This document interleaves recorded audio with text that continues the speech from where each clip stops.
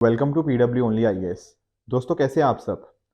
आज का सेशन हमारे लिए बहुत इंपॉर्टेंट है क्योंकि आज के सेशन के अंदर हम 6 जनवरी से लेकर 13 जनवरी के बीच में यानी कि पिछले एक सप्ताह के अंदर जितने भी इंपॉर्टेंट इकोनॉमी के रिगार्डिंग कुछ मुद्दे थे उनको आज हम डिस्कस करने जा रहे हैं। तो डेफिनेटली ध्यान से देखिएगा इस सेशन को। At the same time 2 MCQs भी हम प्रैक्टिस करेंगे ताकि प्रीलिम्स के रिगार्डिंग कैसे क्वेश्चंस को अटेम्प्ट किया जाता है, कैसे उनको सॉल्व किया जाता है, वो भी यहाँ पर हम सीखेंगे। देखो जब हम बात करते हैं ना इकोनॉमी की, तो इकोनॉमी के अंदर एक टॉपिक आता है यानी कि लाइफ स्टॉक। एग्रीकल्चर भी आप जानते हो इकोनॉमी का ही हम पार्ट है, इसी के अंदर हम पढ़ते हैं। तो एक उसी से संबंधित एक मुद्दा है, that is India's first cow century. अब ये क्या मुद्दा है sir, India's first cow century, what does this mean. देखो अगर हम बात करते हैं जैसे फॉर एग्जांपल अगर लेट से आप यूपी बिहार की बात करो, तो कई बार आपने नोटिस किया होगा कि जो आवारा पशु होते हैं, ठीक है ना, उनका एक मेजर मुद्दा हमें यहाँ पे देखने को मिलता है। देखने को मिलता है, बिल्कुल ठीक बात है। बेसिकली उनको क्या बोलते हैं, हम स्ट्रे कैटल बोलते हैं। अब ये जो स्ट्रे कैटल होते हैं ये बहुत बड़ी प्रॉब्लम है उत्तर प्रदेश के अंदर, क्योंकि वहाँ के आम लोगों को कई बार वो अटैक कर देते हैं। एट द सेम टाइम वहाँ जो क्रॉप्स वगैरह होती हैं, जो फसलें होती हैं, उनको डिस्ट्रॉय कर दिया जाता है। जब ये चीज़ें होंगी तो प्रॉब्लम तो आएगी ही आएगी। और ऊपर से जब हम बात करते हैं उत्तर प्रदेश की, तो आप जानते होंगे कि इंडिया में अगर सबसे ज़्यादा अगर हम बात करें, तो आप नोटिस करोगे कि यूपी में मैक्सिमम हमें देखने को मिल जाते हैं। लगभग 11 लाख से भी ज़्यादा, 11 से 12 लाख के बीच में हमें स्ट्रे कैटल देखने को मिलता है। 20th लाइफ स्टॉक की मैं आपको सेंसस का डेटा दे रहा हूँ, जो कि 5-5 साल पे हमें देखने को मिलता है। उसके हिसाब से ये सिचुएशन थी। अगर सिचुएशन ये है तो कहीं ना कहीं हमारे पास एक जगह होनी चाहिए। तो इस वजह से हमने क्या किया है, हमने एक सेंचुरी क्रिएट कर दी है। कहाँ पर सर, हमने सेंचुरी क्रिएट करी गई है यूपी के जो मुजफ्फरनगर जो डिस्ट्रिक्ट है, उसके अंदर ही आप जगह देख पाओगे। ये जो विलेज का नाम है तुगलकपुर और कमेरा विलेज, ठीक है। यहाँ पर हमें ये देखने को मिल जाएगी ये पर्टिकुलर सेंचुरी। ये इंडिया की पहली सेंट्रली फंडेड काओ सेंचुरी है, ठीक है ना। तो ये चीज़ पता होनी चाहिए क्योंकि पहली बार हो रहा है ना, तो इस वजह से डेफिनेटली हमारे लिए इंपॉर्टेंट बन जाती है। तो इस सेंचुरी के अंदर लगभग 5,000 स्ट्रे कैटल यहाँ पर रह सकते हैं, इनको शेल्टर मिल जाएगा। इस वजह से ये चीज़ इंपॉर्टेंट होनी चाहिए। तो आपको ध्यान रखना है कि इंडिया की पहली काओ सेंचुरी कौन सी स्टेट में है, दैट इज उत्तर प्रदेश।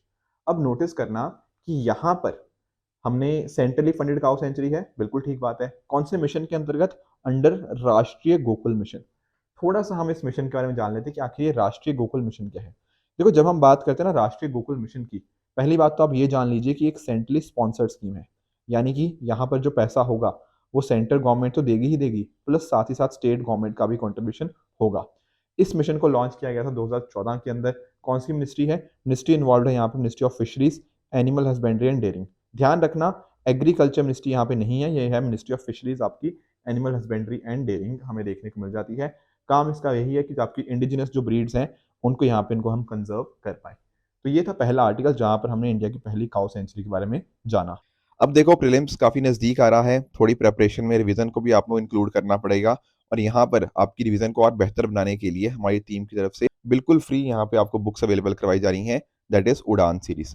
देखो प्रीवियस ईयर्स के अगर आप टॉपर्स की बातें सुनोगे ना, तो मैंने तो खुद बहुत सारे लोगों से बात करी है। तो Udaan has been one of the most beneficial booklets जो कि उन्होंने अपनी प्रेपरेशन के अंदर यूज़ करी है।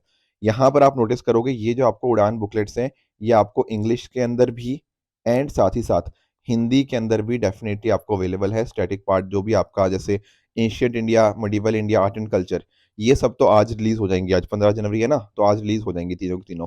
बाकी जो सारी बुक्स हैं जैसे आपका modern India, polity, geography, economy, environment, science, technology, ये सारी आपको 31 जनवरी को मिल जाएंगी, ठीक है। तो आप हमारी जो वेबसाइट है ना, वेबसाइट पे जाइए, वहाँ से जाके आप इनको डाउनलोड कर सकते हो। नीचे डिस्क्रिप्शन के अंदर मैं लिंक भी दे दूंगा ताकि आपको कोई दिक्कत ना आए। अब देखो सुमित सर ने ये अनाउंस किया, उसके बाद बहुत सारे बच्चों के मेरे पास डाउट्स आए। पहला डाउट आया कि सर क्या हम नोट्स की जगह इनको पढ़ सकते हैं अपने। देखो अगर तो आपके पास नोट्स प्रॉपरली बने पड़े हैं सारे सब्जेक्ट के, ये सारे, तो डेफिनेटली आप अपने नोट्स पे ही जाइए, तब आप इनको पढ़ो मत।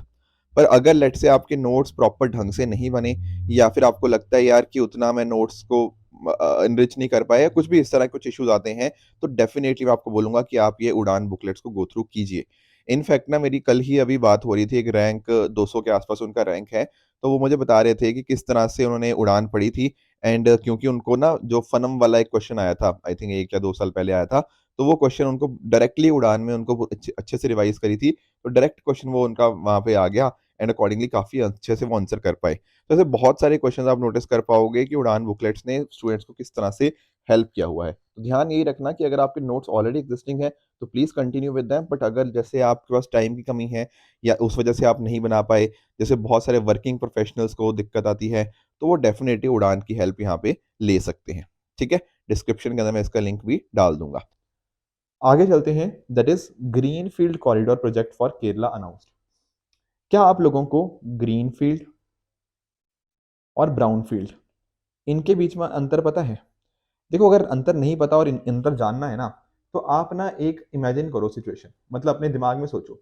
जब भी आप वर्ड सुनते हो ग्रीन, ग्रीन मतलब क्या होता है? एक खेत, जैसे मान लो एक खेत क्या होता है? ग्रीनरी ग्रीनरी रहती है हर जगह। तो एक्चुअल में ना ग्रीन फील्ड भी मतलब उसी के साथ लिंक्ड है। यानी कि अगर मान लो किसी जगह के ऊपर कुछ नई कंस्ट्रक्शन हो रही है, कि ऑलरेडी कुछ नया नहीं, मतलब ऑलरेडी कुछ एग्जिस्ट नहीं करता था, बिल्कुल आप जीरो से कंस्ट्रक्शन कर रहे हो, कुछ नई कंस्ट्रक्शन करने की कोशिश कर रहे हो, उसको बोलते हैं green field. On the other hand, अगर मान लो मैं शब्द ही बोलता हूँ क्या? Brown field. इसका मतलब क्या होता है? इसका मतलब है कि ऑलरेडी कोई चीज़ एग्जिस्ट कर रही है, बस उसी एग्जिस्टिंग चीज़ के अंदर आप कुछ चेंजेस, कुछ बदलाव, कुछ बढ़िया कर रहे हो। That is brown field. तो फ़र्क क्या हुआ? ग्रीन फील्ड के अंदर कुछ नया कंस्ट्रक्शन हो रही है, ब्राउन फील्ड के अंदर आप कुछ एग्जिस्टिंग चीज़ के अंदर चेंजेस कर रहे हो।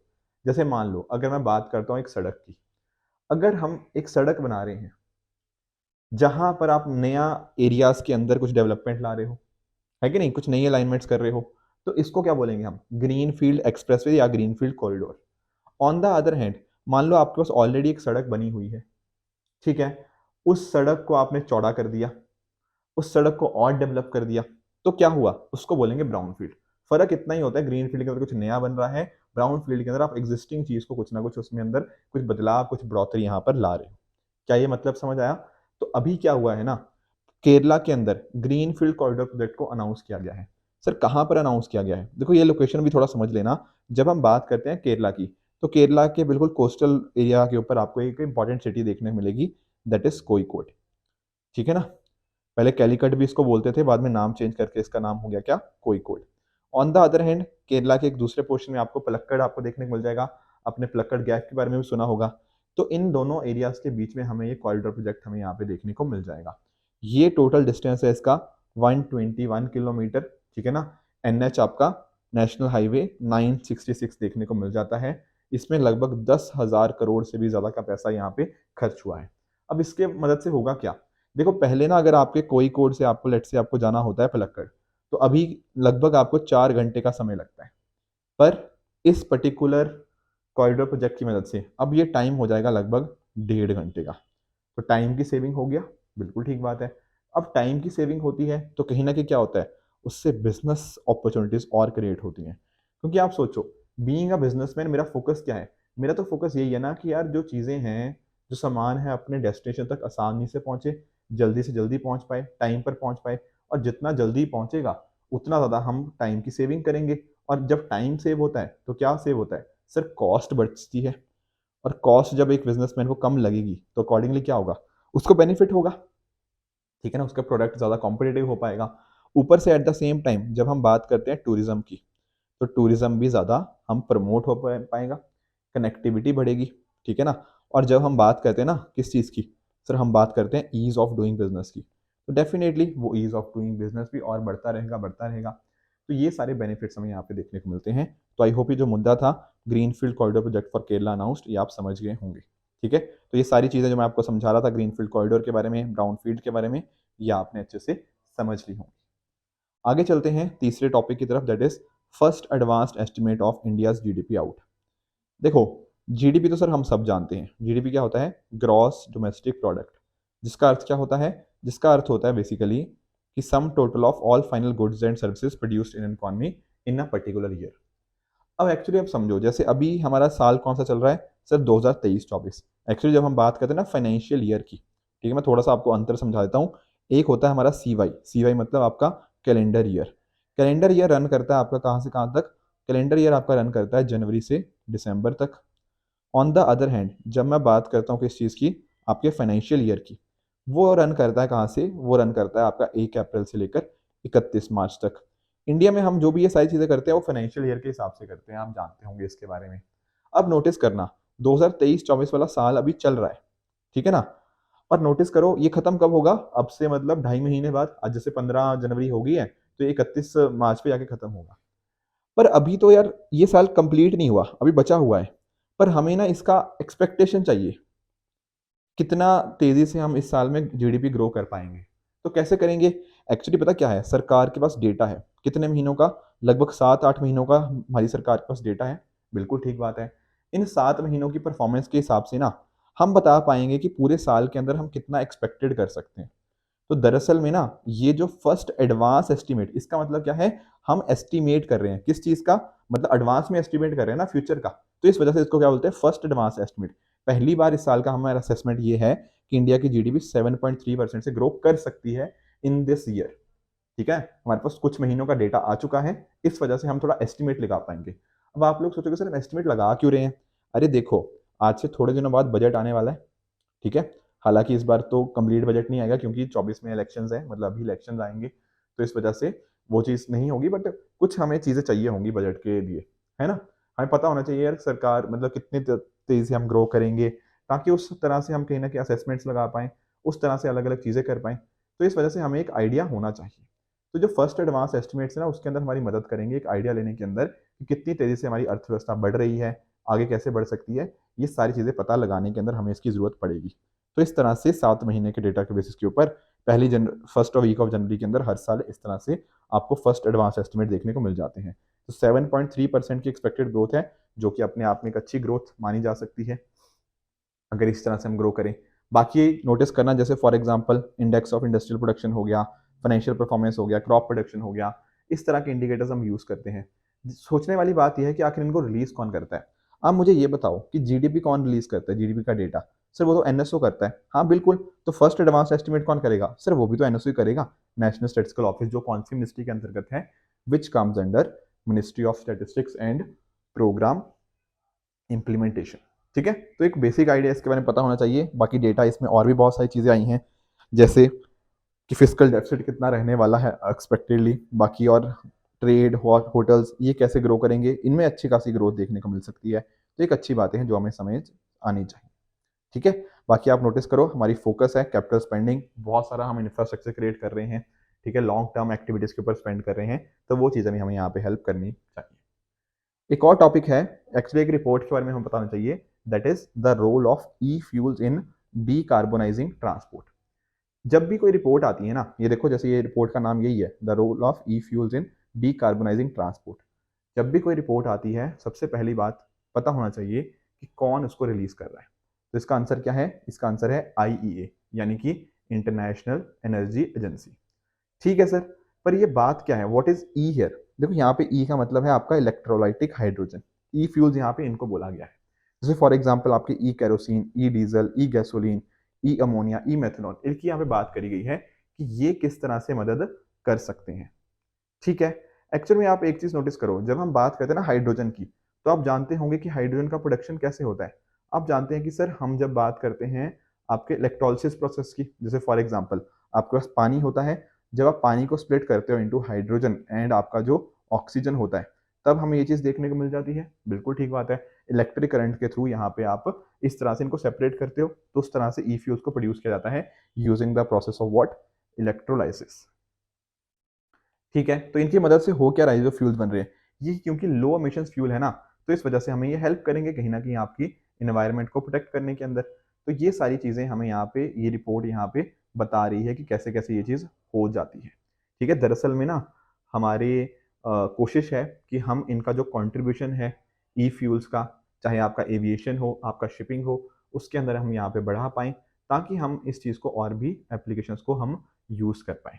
तो इस रिपोर्ट के अंदर ना हमने इन्हीं सभी मुद्दों के ऊपर डिस्कशन किया हुआ है कि कैसे-कैसे ये चीज़ हम कर पाएँगे। एविएशन सेक्टर का हो गया, रोड का हो गया, एंड साथ-साथ इसकी कॉस्ट को हम कैसे कम कर सकते हैं, वो भी यहाँ पे इस रिपोर्ट के अंदर सारी चीज़ें बता रखी हैं। तो इंडिया को भी डेफ़िनेटली काम करना है, ताकि ये सारी चीज़ें कर पाएँ। इन्वेस्टमेंट करना होगा इंफ्रास्ट्रक्चर के अंदर, ताकि वो भी साथ-साथ चले। एफिशिएंसी इसके अंदर कैसे होनी चाहिए, किस तरह के स्टैंडर्ड्स होने चाहिए, कैसे उनको अडॉप्ट करें, ये सारी चीज़ें यहाँ पे इस रिपोर्ट के अंदर देखने को मिल जाती हैं। तो ध्यान रखना, कौन रिलीज कर रहा है role of e fuels in decarbonising transport को? आपका इंटरनेशनल एनर्जी एजेंसी। ये क्या है? ये देखो एक इंटरनेशनल एनर्जी एजेंसी एक तरह की संस्था है जहाँ पर अलग अलग एनर्जी के रिगार्डिंग इश्यूज को देखा जाता है। एक्चुअल में ना बहुत साल पहले, जैसे अगर मैं बात करूं आपके 1970s के अंदर, जब हमें दुनिया भर में एक ऑयल का क्राइसिस देखने को मिला, तो बहुत सारी जो डेवलप्ड कंट्रीज थी उन्होंने देखा यार हमें ऑयल के रिगार्डिंग जो फ्लक्चुएशंस आ रही हैं इसको टैकल करने के लिए हमें कुछ देखना होगा। उसी तरह से आपकी ऑयल, अब gas, coal supply, renewable energy technologies, अब तो बहुत सारे इसका जो वाइड स्पेक्ट्रम हमें यहाँ पे देखने को मिल जाता है। पर ध्यान रखना आईईए के अंदर ना ज़्यादातर वो कंट्रीज हैं जो आपकी ओईसीडी मेंबर्स भी हैं, organisation for economic cooperation and development. अब क्योंकि देखो यहाँ पे जो सारी कंट्रीज हैं ओईसीडी के अंदर डेवलप्ड कंट्रीज हैं, तो आप जानते होंगे कि जो इंडिया है, जो भारत है, वो ओईसीडी का पार्ट नहीं है। उसी तरह से इंडिया आईईए का भी पार्ट नहीं है। ये बात भी आपको पता होनी चाहिए। दरअसल में बहुत सारी कुछ कंडीशंस होती हैं जिनको फुलफिल करना होता है to be a member of IEA. जैसे हमारे पास स्ट्रेटेजिक रिजर्व्स होने चाहिए अच्छे खासे, पर इंडिया के पास वो सब चीज़ें नहीं है। हालांकि बात होती रहती है कि इंडिया को भी मेंबर बना दो, चाहे एज एन एक्सेप्शन बनाओ, पर अभी के लिए इंडिया इसका मेंबर नहीं है। तो ध्यान रखिएगा, there are 31 members but India is not a member. पर इंडिया अच्छे से इनके साथ कोऑर्डिनेट करता है। India is an associate country of IEA, full member नहीं है, एसोसिएट कंट्री आप यहाँ पे इसको बोल सकते हो। बाकी इसके अलावा आईईए की कुछ और इंपॉर्टेंट रिपोर्ट्स हैं, जैसे आपका world energy outlook, oil market report, net zero road map, ये सारे कुछ इंपॉर्टेंट रिपोर्ट्स आपको देखने को मिल जाती हैं। लास्ट वीक मैंने आपको कुछ क्वेश्चंस दिए थे, उन क्वेश्चंस का आंसर मैं क्विकली आपके साथ डिस्कस कर लेता हूं। जैसे एक क्वेश्चन था कैपिटल एडिक्वेसी रेशियो के रिगार्डिंग। अब देखो कैपिटल एडिक्वेसी रेशियो तो आप जानते ही होंगे, जब हम बात करते हैं सीएआर की, तो आपको पता होगा कि यार जब हम बात करते हैं सीएआर की, इसका मतलब यही होता है कि कितना बैंक्स को अमाउंट मेंटेन करना होता है in form of their own funds, ताकि अगर मान लो अकाउंट होल्डर्स फेल भी कर जाते हैं ड्यूज को रीपे करने के लिए, तो उनके पास एटलीस्ट अपनी फंड्स के फॉर्म में कुछ पैसा हो। एक्चुअल में स्टेटमेंट बिल्कुल यहाँ पे करेक्ट है। सीआर मैंने बहुत डिटेल में कई बार आपको समझाया भी है, ठीक है ना। तो आप जानते होंगे, जैसे कोशिश रहती है, चाहे बासल नॉर्म्स की बात कर लो, आरबीआई की बात कर लो, कहते हैं कि आपको ये चीज़ मेंटेन करनी पड़ेगी। पर दूसरा स्टेटमेंट जो कह रहा है ना कि सीआर को आपको ईच इंडिविजुअल बैंक डिसाइड करता है, ये बात अपने आप में गलत हो जाएगी। क्योंकि आप खुद आप इमेजिन करो, लॉजिकली सोचो, अगर बैंक ही डिसाइड कर रहा है कि कितना पैसा उसको अलग से रखना है, उनको मेंटेन करना है अपने फंड्स के फॉर्म के अंदर, तो हो सकता है वो बोलेंगे कि तुम्हें कुछ भी पैसा नहीं रख रहा। तो पॉइंट ही क्या हुआ फिर सीएआर का? दरअसल में ना बासल नॉर्म्स इसको बताता जरूर है, पर हमारे केस में आरबीआई ने उसको थोड़ा और भी स्ट्रिक्ट कर दिया है। तो सीआर आरबीआई यहाँ पे डिसाइड कर रहा है। तो कौन सी स्टेटमेंट करेक्ट है? That is option number A, one only. दूसरा सवाल मैंने आपसे यहाँ पे पूछा था कि ऐसी कौन सी चीज है, ठीक है ना, जो इश्यू की जाती है रजिस्टर्ड पोर्टफोलियो इन्वेस्टर्स के द्वारा टू ओवरसीज इन्वेस्टर जो कि पार्ट बनना चाहते हैं स्टॉक मार्केट का, बिना अपने आप को रजिस्टर किए हो। देखो शायद आपको स्टेटमेंट समझ ना आ रही है, मैं आपको समझाता हूँ। मान लो ये है एक बंदा जो क्या है, फॉरेन इन्वेस्टर, ठीक है, और ये है लेट्स से इंडिया की जो शेयर मार्केट हो गया, स्टॉक मार्केट, जो भी आप कहना चाहो, ठीक है, ये होगी हमारी स्टॉक मार्केट, ठीक है। अब ये अगर इंडिया की स्टॉक मार्केट का पार्ट बनना चाहता है ना, तो इसको बहुत सारी चीज़ें करनी पड़ेंगी। कुछ केवाईसी चाहिए होगा, नो योर कस्टमर जिसको बोलते हैं, बहुत सारा अपने आप को रजिस्टर करना पड़ेगा। पर ये करना नहीं चाहता इतना लंबा सारा प्रोसेस। ये पता क्या करता है, ये जाता है किसके पास, आपके फॉरेन बैंक्स के पास, ब्रोकरेजेस के पास, या फिर फॉरेन इंस्टीट्यूशनल इन्वेस्टर्स के पास, ठीक है। अब ये क्या करते हैं, ये इसको ना एक कागज इशू कर देते हैं, और ये क्या करता है, फॉरेन इन्वेस्टर अपना यहाँ पे इनको पैसा दे देता है। अब ये लोग जो ब्रोकरेजेस हैं, फॉरेन बैंक्स हैं, या फॉरेन इंस्टीट्यूशनल इन्वेस्टर्स हैं, ये पार्ट लेते हैं इंडिया की स्टॉक मार्केट के ऊपर। किसके ऊपर? इसके बिहाफ के ऊपर, इस फॉरेन इन्वेस्टर के बिहाफ के ऊपर। तो हुआ क्या, ये फॉरेन इन्वेस्टर को इंडिया की स्टॉक मार्केट का उसके साथ रजिस्टर नहीं करना पड़ा। तो डायरेक्टली इसमें पार्ट नहीं था, पर क्योंकि इसने इसका अपना पैसा दे दिया उनको, और उनके बिहाफ के ऊपर ये लोग इसके अंदर स्टॉक मार्केट के अंदर पार्टिसिपेट कर रहे हैं, इसी चीज को बोलते हैं पार्टिसिपेटरी नोट। तो बेसिकली क्या हुआ, इसको इशू किया गया किसके द्वारा, रजिस्टर्ड पोर्टफोलियो इन्वेस्टर्स, इनके द्वारा। किसको? ओवरसीज इन्वेस्टर को, जो क्या करना चाहते थे, जो कि इंडियन स्टॉक मार्केट का पार्ट बनना चाहते थे बिना अपने आप को रजिस्टर करे हुए। आई होप ये स्टेटमेंट आप समझ गए होंगे। तो इसका आंसर क्या बनेगा, option number D, participatory note. I hope आपको पी नोट अच्छे से समझ आ गया होगा, ठीक है। तो आज का सिर्फ होमवर्क क्या रहेगा, आज का होमवर्क रहेगा पहला एफआईआई वर्सेस एफडीआई के बीच का जो फर्क है, तो ये रहेगा आपका क्वेश्चन नंबर 1, जिसका आंसर आप मुझे नीचे कमेंट्स में बताओगे कि आपके हिसाब से इनमें से कौन सा क्वेश्चन ठीक है, कौन सा स्टेटमेंट सॉरी ठीक है। एंड दूसरा आपका होमवर्क रहेगा ये कि कैपिटल फॉर्मेशन जरूरी नहीं है कि आउटपुट के अंदर रिजल्ट करे despite being a high saving economy. तो इसको भी आप ट्राई कीजिएगा और कमेंट्स में मुझे बताइएगा कि आपके हिसाब से इसका आंसर क्या होगा। तो दोस्तों ये था आज का डिस्कशन। आई होप आपको इस हफ्ते का इकोनॉमी न्यूज़ वीकली अच्छे से समझ आया होगा। आप भी अपने एंड पे इसी तरह से हार्ड वर्क करते रहिए। फिर मैं आपसे मिलता हूँ बहुत ही जल्द। Keep working hard. Goodbye and good luck.